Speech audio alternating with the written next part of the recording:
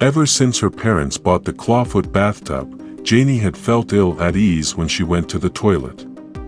Her father said it was a vintage Victorian tub, but she suspected he had just gotten it cheap from an old antique store.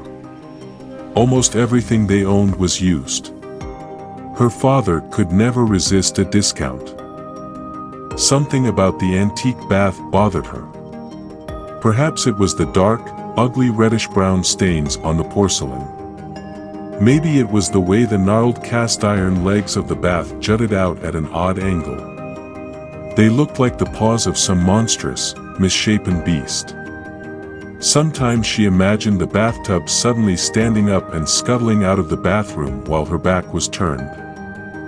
Janie was almost 13 years old, but her mother still treated her like a child, telling her when to get up, when to do her homework, when she could watch TV and when she had to go to bed.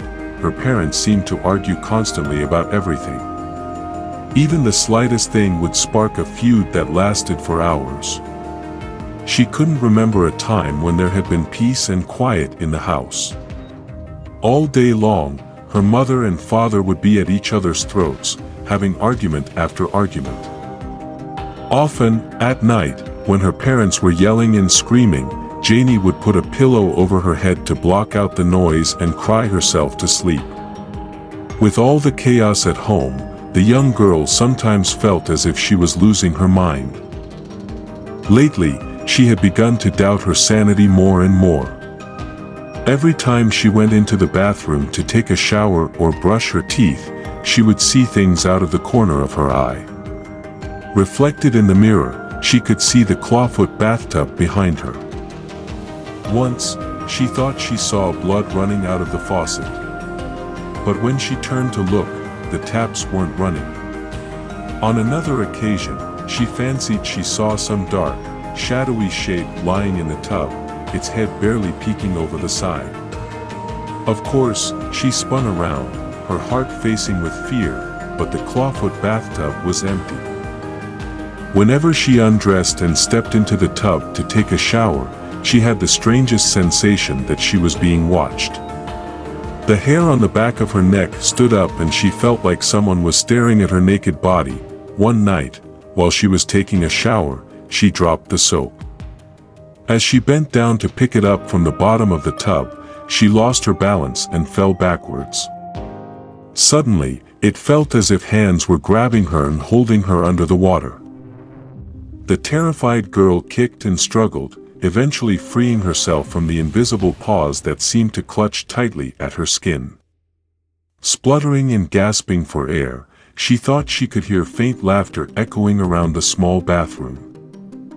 In the morning, she decided to pay a visit to the local antique shop where her father had purchased the Clawfoot bathtub. When she asked the owner about the vintage bath he had sold a few days before, she was shocked by the horrifying tale he had to tell.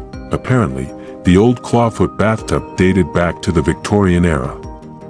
The man said that it had once belonged to an infamous and reviled serial killer named George Hay.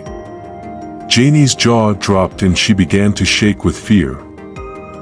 The man said that the serial killer would lure young girls back to his house and run a bath for them.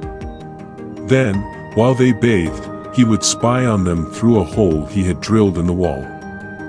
When they least expected it, he would pounce on them and hold their heads underwater until they drowned. The evil murderer then chopped up their bodies with an axe and disposed of the pieces in the garbage. After a number of young girls went missing in the area, his terrible deeds finally caught up with him. A neighbor was snooping through his trash when she came across the grisly remains and contacted the police. They arrested him and put him on trial. He was found guilty and executed by hanging. Janie was terrified beyond belief. She realized that she had to convince her parents to get rid of the Clawfoot bathtub before something horrible happened. The young girl ran back to her house as fast as her legs would carry her. When she got home, she found her father sitting alone on the living room sofa. The TV was off and the house was deathly quiet. "Where's Mom?" asked Janie. "She's upstairs taking a bath," said her father. "I'll go check on her." Janie sat on the sofa while her father went upstairs. The house was so quiet, it unnerved her. She wasn't used to this much silence. Suddenly, she heard a series of short, sharp clunks coming from upstairs, followed by slow, deliberate footsteps that echoed across the ceiling and traveled down the stairs. Her father appeared at the door to the living room. His eyes were glazed and he had an odd look on his face. Then, she noticed he was holding a bloody axe. "Your mother's finished," he growled. "Now it's your turn to take a bath."